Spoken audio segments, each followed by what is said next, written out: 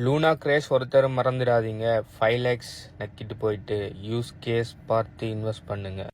Okay, இவர் போன 2 வருஷத்துக்கு முதல் நடந்த லூனா கிரேஷ், பிஎம் மார்க்கெட்டில் நடந்த லூனா கிரேஷை பற்றி சொல்கிறாரு.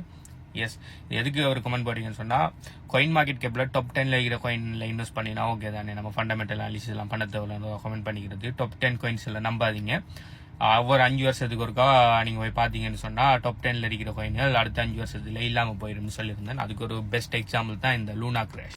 லூனாங்கிற ஒரு பிளாட்ஃபார்ம் வந்து அவங்களோட இது ஸ்டேபிள் காயின் இருந்தீங்க, அல்கோரிதமிக் ஸ்டேபிள் காயின், அது கலாப்ஸ் ஆகி அதோட சேர்த்து லூனாவும் சேர்ந்து மொத்தமாக கலாப்ஸ் ஆகி இவர் சொல்லியிருக்கிற மாதிரி 5 lakhs லாஸ்ட் ஆகினா. இன்னொரு ஆள் கமெண்ட் போட்டிக்காரு பெரிய அளவில் போய் அது கிட்டத்தட்ட 0.000க்கு போயிட்டு. ஓகே, பயங்கரம் ஜீரோவோட அதாவது 0 சம்திங்க்கு வந்துட்டு $100 சம்திங் இருந்த கோயின் டாப் 10க்குள்ளேயோ டாப் 100க்குள்ளேயோ சம்திங் இருந்த கோயின், டாப் 10க்குள்ள இருந்த கோயின் தான் நினைக்கிறேன் லூனா. ஸோ அதான் கேஸ். இப்போ கிரிப்டோ கரன்சியில் பார்த்தீங்கன்னு சொன்னால் பிட்காயின் மட்டும்தான் யார கண்ட்ரோலுமே இல்லாமல் ஒரு டிஜிட்டல் அசட்டாக பிளாக் செயினில் இயங்கிட்டு இருக்குது. ஓகே, மற்ற எல்லா கிரிப்டோ கரன்சி பின்னாலும் ஒரு கம்பெனி இருக்குது, அதுக்குன்னு சொல்லி ஒரு யூஸ் கேஸ் இருக்குது, அதுக்குன்னு சொல்லி ஒரு செட் ஆஃப் ஃபவுண்டர்ஸோ ஒரு டீம் இருக்காங்க. நாளைக்கு அவங்க எடுக்கிற முடிவு அப்படி இல்லாட்டி அவங்க செய்கிற மிஸ்டேக் எல்லாமே அந்த கோயினில் என்ன பிரதிபலிக்கும். ஓகே, அது நல்ல முடிவுகள் அவங்க எடுக்கலாம், கெட்ட முடிவுகள் எடுக்கலாம். ஸோ அதனால தான் எப்பயுமே ஃபண்டமெண்டல் அனாலிசிஸ்ங்கிறது முக்கியம். ஆனால் லூனாங்கிறது நல்ல ஃபண்டமெண்டலான காயின் தான், யாருமே நினச்சி பார்க்கல அப்படி லூனாக்கு நடக்குன்னு சொல்லி. அதெல்லாம் அன்ஃபார்ச்சுனேட், ஒன்றும் செய்யலை. ஓகே, ஸோ அதே மாதிரி இதுக்கு நடந்துச்சு எஃப்டிஎக்ஸ் கொலாப்ஸ் ஆனிங்க. எஃப்டிஎக்ஸும் நல்ல எக்ஸ்சேஞ்சுன்னு எல்லாரும் நினைச்சாங்க. ஓகே, அதுக்கப்புறம் எஃப்டிஎக்ஸ் கொலாப்ஸ் ஆனது பிறகு தான் இந்த எக்ஸ்சேஞ்ச் எழுற ப்ரூஃப் ஆஃப் ரிசர்வ் காட்டுறங்கிற ஒரு முறைமே அதுக்கு பிறகுதான் உருவாயினி. அதுக்கு முதல்லலாம் எக்ஸ்சேஞ்சில் பிளைண்டாக நம்பி எல்லாருமே எக்ஸ்சேஞ்சில் பணம் வச்சுருந்தாங்க. இவங்க பைனான்ஸில் கூட எல்லாரும் அவங்க ப்ரூஃப் ஆஃப் ரிசர்வ் காட்டுறதுல எல்லாருமே சும்மா வச்சுருந்தாங்க. எப்போ எஃப்டிஎக்ஸ் கலாப்ஸ் ஆகினிக்கோ அதுக்கு பிறகு தான் தெரியும் நம்ம எக்ஸ்சேஞ்சில் வைக்கிற பணத்தை அவங்க எடுத்து அவங்களோட தேவைகளுக்காக பயன்படுத்திட்டு இருக்காங்க, நம்மளோட பணம் அங்கே இல்லைன்னு சொல்லி.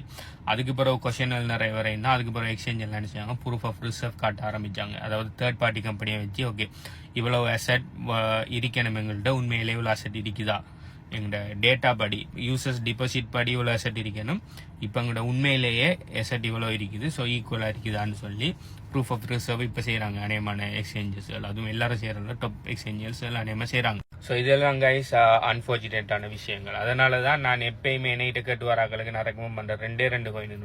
பிட்காயின், அதுக்கு அடுத்ததாக ஒரு காயின் வேணும்னு சொன்னால் எத்தூரியம். நான் 2 மட்டும்தான் நான் பிலீவ் பண்ணுறேன். ஓகே, ஏன்னா எத்தூரியம் கிட்டத்தட்ட ஒரு தனிநபர கண்ட்ரோல் இல்லை. எத்தூரியம்ங்கிறது ஒரு டாவ்னு சொன்னால் டீசென்ட்ரலைஸ் ஆட்டோனமஸ் ஆர்கனைசேஷன். ஸோ ஒரு குரூப் ஆஃப் பீப்புளோட கண்ட்ரோல் தான். ஒரு ஆள் நினைச்சா இப்போ என்னதான் எத்தூரியத்தோட ஃபவுண்டர் விட்டாலிக்னு சொன்னாலும் அவர் நினைச்சா கூட ஒரு விஷயத்தை சடனாகலாம் மாற்றலாம். அந்த குரூப்பில் போட்டு டிஸ்கஸ் பண்ணி அந்த டாவில் இருக்கிற மெம்பர்ஸ் எல்லாருமே அதுக்கு அப்ரூவ் பண்ணி எல்லாருமே ஆமோதிச்சா மட்டும்தான் சரியா அதில் என்னென்ன மாற்றங்கள் கொண்டு வரலாம். அப்படி ஆமோதிக்காட்டி 2 உடையும். அப்படி உடைஞ்சது தான் எத்தூரியம் கிளாசிக் எத்தூரியம்னு சொல்லி. எத்தூரியம் ஃபர்ஸ்ட்டுக்கு இருந்த மாதிரியே இருக்கட்டும், வேறு விஷயங்கள் கொண்டு வரப்படாதுன்னு சொல்லி உடைஞ்சது தான் இடிசி. ஆனால் அதில் சின்ன மாற்றம் வேணும்னு சொல்லி மாற்றத்தை அங்கீகரித்து வந்தாக்கள் தான் எத்தூரியம். ஸோ அப்படின்னு சொல்லி அவங்க உடைவாங்க. ஸோ எடுத்த உடனே ஒரு சென்ட்ரலைஸ் கண்ட்ரோலில் ஒரு தனிநபர் கண்ட்ரோலில் இல்லை எத்தூரியம்.